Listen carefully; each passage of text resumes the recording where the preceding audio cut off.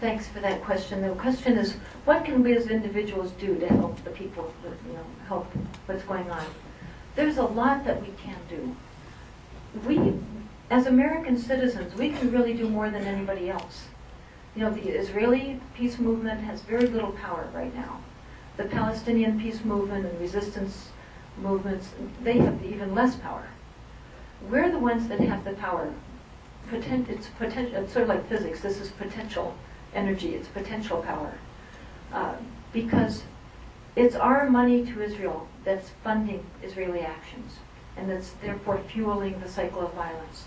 So by informing our communities about what's going on there, the facts of it, how tragic it is for the region, how extremely harmful it is for our own nation as well, informing our communities so that more of us then call up our congresspeople and tell them that we want a policy that is rational, that is moral, that is good for the United States and good for the world.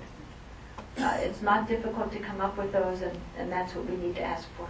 What's been happening is a very small, very, very focused, quite fanatic lobby with representatives on, all over the country, has basically been writing the legislation on this issue, sometimes literally.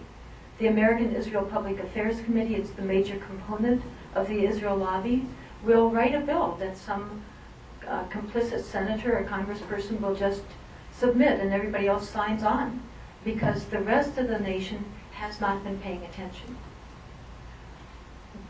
By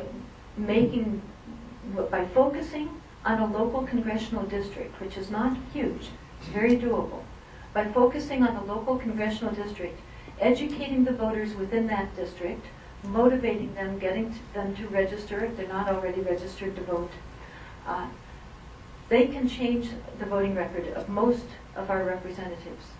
Most of our representatives are not ideological Zionists. Some are. It would be very difficult to change somebody like Lieberman. That's just not going to happen. But many of them are actually, in a number of cases, they're taking these votes reluctantly. They actually know that it's wrong, but they know it would be political suicide not to do it, because the lobby would target them, would funnel massive amounts of campaign donations to their opponent. So in the next election, the opponent would have the best political team money can buy and would win the election. And people wouldn't know what had actually just happened is they had lost a representative of principle.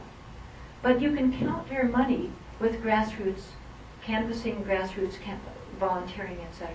So the first thing is to get more of us informed. Then the next thing is to volunteer to help with campaigns to encourage our local congresspeople to do the right thing. And people from both parties should be able to be reached. I found that's the case.